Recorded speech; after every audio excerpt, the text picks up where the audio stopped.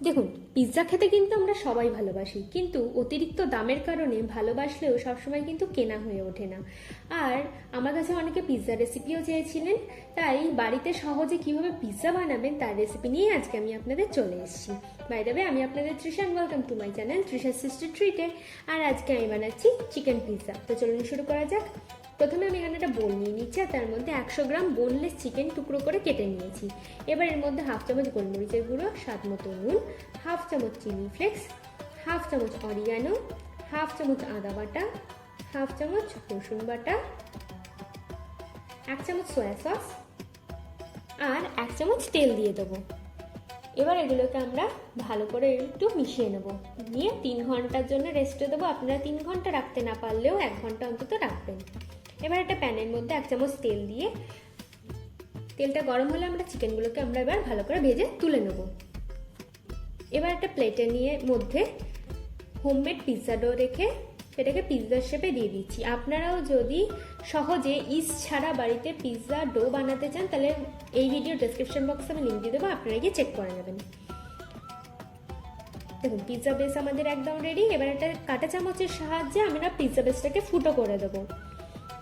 এটা কিন্তু অবশ্যই করতে হবে, নাহলে পিৎজা বেসটা কিন্তু লুচির মতো ফুলে যাবে। এবার আমি এর মধ্যে 2 চামচ মতো পিৎজা সস দিয়ে দিচ্ছি। ঘরোয়া উপকরণ দিয়ে যদি আপনারাও বাড়িতে সহজে পিৎজা সস বানাতে চান, তাহলে এই ভিডিও ডেসক্রিপশন বক্সে আমি এটারও লিঙ্ক দিয়ে দেবো, আপনারা গিয়ে চেক করে নেবেন। দেখুন, আমাদের পিৎজা বেসে পিৎজা সস লাগানো হয়ে গেছে। এবার এর মধ্যে আমি চিজ ব্যবহার করব। আচ্ছা, আমি এখানে মজারেলা চিজের ব্যবহার করেছি, আপনারা আপনাদের পছন্দ মতো যে কোনো চিজের ব্যবহার করতে পারেন। আর কোয়ান্টিটির কথা বললে আপনাদের পিৎজা আপনাদের ইচ্ছা, যত ইচ্ছা দেবেন। এবার আমি চিকেনগুলো সাজিয়ে দিচ্ছি সুন্দর করে। এবার আমি এর মধ্যে ইয়েলো বেল পেপার দিয়ে দিচ্ছি। এবার আমি এর মধ্যে গ্রিন বেল পেপারও দিয়ে দিচ্ছি। এবার আমি এর মধ্যে পেঁয়াজ দিয়ে দেবো।